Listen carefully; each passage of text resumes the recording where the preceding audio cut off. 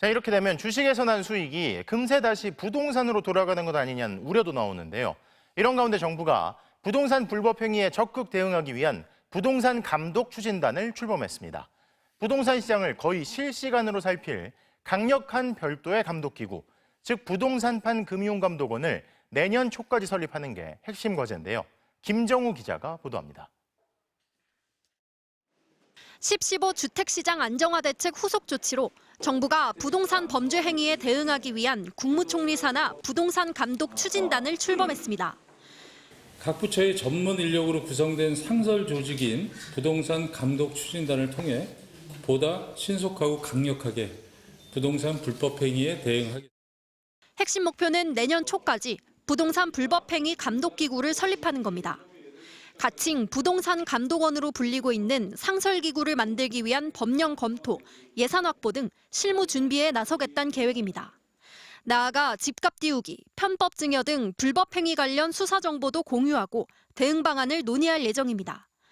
차관급인 김용수 국무 2차장을 단장으로 국무조정실과 국토교통부, 행정안전부, 금융위원회 등 정부 부처와 관계기관 소속 18명으로 구성됐습니다. 금융시장을 감독하는 금감원처럼 부동산 시장을 감독할 기구를 만들기 위한 작업이 시작된 겁니다. 국무조정실에 따르면 추진단은 감독기구에 수사조직인 특사경을 포함해 불법 행위를 직접 수사하는 권한까지 넣을 예정입니다. 특수법인인 금융감독원보단 정부 부처인 조세심판원처럼 총리 산하에 최소 100명 규모의 기구를 설립하는 방향을 검토 중인 걸로 파악됐습니다. 시장의 반응은 둘로 나뉩니다. 상당히 긍정적으로 보고 있습니다. 전세 사기도 사실 사전에 다 포착될 수 있거든요. 공인중개사들한테 페널티가 확실히 부여된다면 알아서 신고할 겁니다. 반면 정부가 시장에 개입할 정도로 불법 행위가 과다한지 검토가 필요하다. 개인정보, 재산권 침해 우려가 있다는 의견도 만만치 않습니다.